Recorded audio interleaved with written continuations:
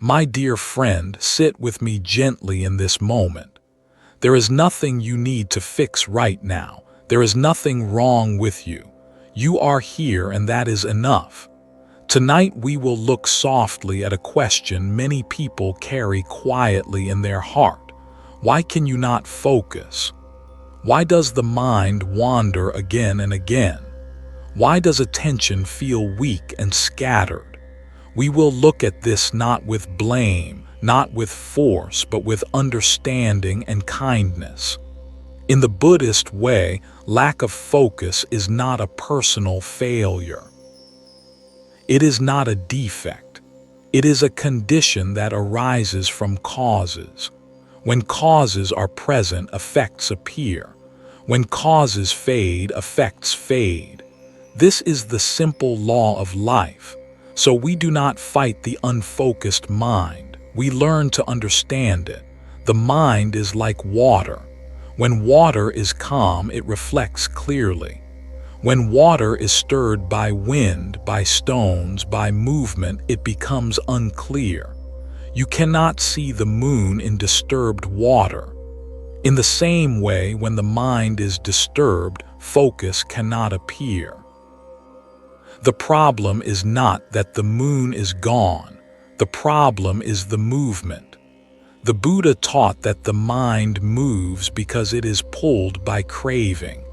Craving is wanting, wanting pleasure, wanting comfort, wanting certainty, wanting escape, wanting something else instead of what is here. When craving is present, the mind cannot stay. It runs toward what it wants. It runs away from what it dislikes. This running is the loss of focus. Notice how often your mind leaves the present moment. It leaves to remember something pleasant. It leaves to worry about something painful. It leaves to imagine a future. It leaves to judge yourself. It leaves to compare. It leaves to plan. This leaving is not random. It is guided by attachment. Attachment is the root. When you are attached to thoughts, the mind clings to them. When you are attached to feelings, the mind follows them. When you are attached to outcomes, the mind becomes restless.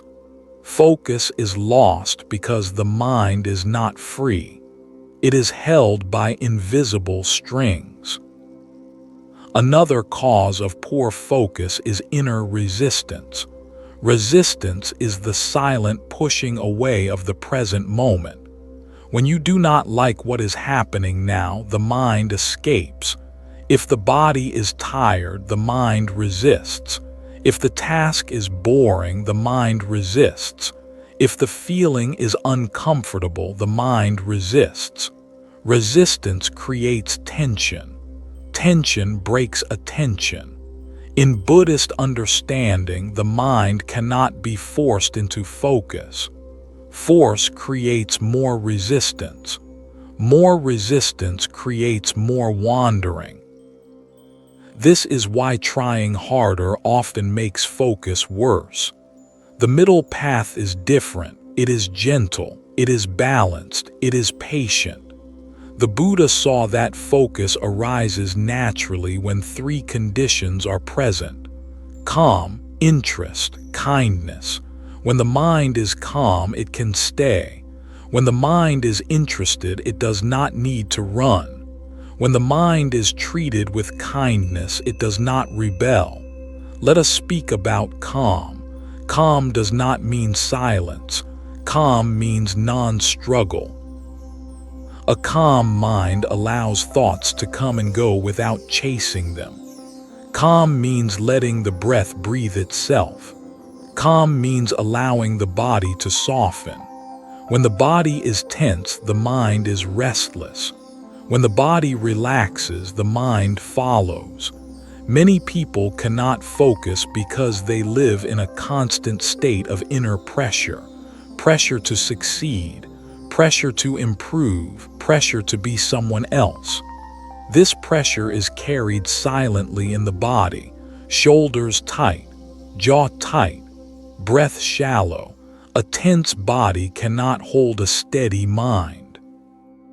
So the Buddhist way begins with softening. Softening the body, softening the breath, softening expectations. Focus is not created, it is allowed. Now let us speak about interest.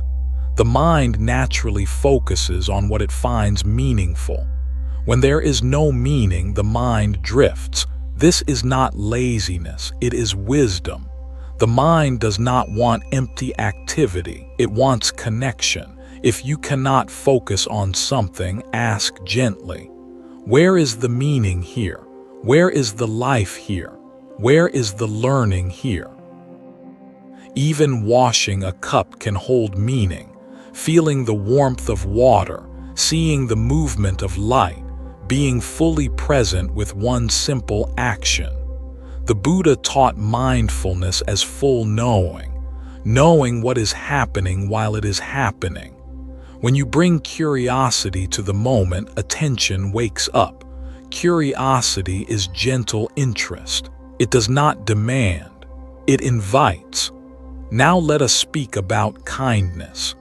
Many people cannot focus because they are at war with their own mind.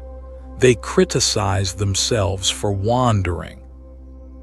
They judge themselves for weakness. They compare themselves to others. This inner harshness creates fear. Fear scatters attention. The mind opens when it feels safe. Kindness creates safety. When the mind wanders, we do not scold it. We guide it back gently, like guiding a tired child home. Again and again, without anger. Each return to the present is not failure, it is success. The practice is not staying forever. The practice is returning, returning with patience, returning with care. Another deep reason for lack of focus is unprocessed suffering. When pain is ignored, it seeks expression. The mind wanders to protect itself. Worry, fantasy, distraction are often shields. The mind is trying to care for you even when it seems unhelpful. In Buddhism, we do not suppress suffering, we meet it. When sadness is present, we acknowledge sadness. When fear is present, we acknowledge fear. When exhaustion is present, we acknowledge exhaustion. Meeting experience fully reduces its power. Impermanence is another key teaching. Everything is changing. Thoughts change. Feelings change. Energy changes. Focus changes. When you expect constant focus, you fight reality. When you accept fluctuation, peace appears. Some moments are clear. Some moments are dull. Some moments are restless. All are natural. The Buddha did not ask us to control nature. He asked us to understand it. When you understand that lack of focus is impermanent, you stop identifying with it. You stop saying, "I am unfocused." You begin to say focus is not present right now. This small shift brings freedom. Let us speak about desire for control. Many people want focus to achieve something, success, productivity, approval. This future-oriented desire pulls the mind away from now. Focus cannot live in the future, it lives only in the present. When you sit only to get something, the mind waits.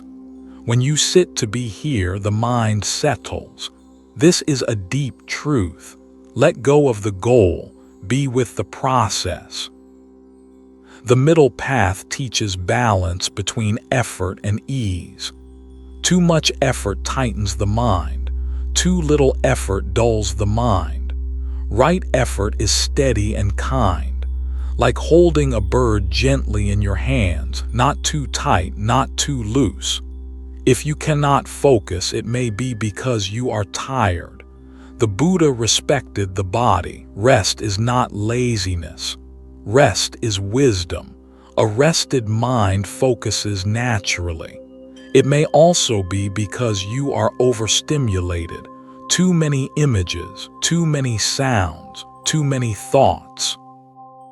The mind needs simplicity, silence, space. Reduce what enters the senses. Focus grows in simplicity. Another cause is lack of ethical harmony. When actions are not aligned with values, the mind is disturbed.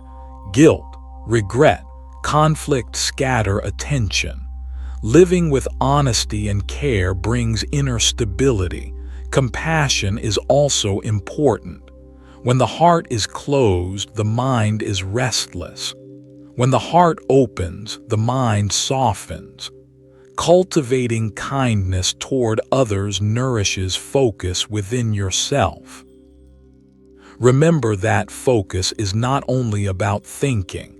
It is about being with the breath, being with sound, being with sensation, being with life as it unfolds. Each time you notice wandering, smile gently.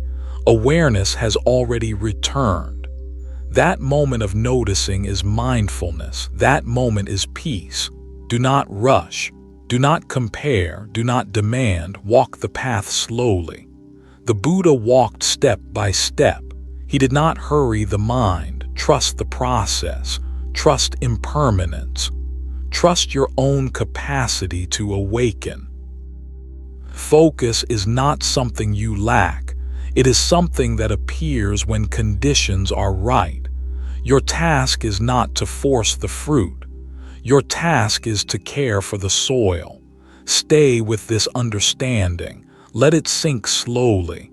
Let it comfort you. You are not broken. You are learning. Rest now in gentle awareness.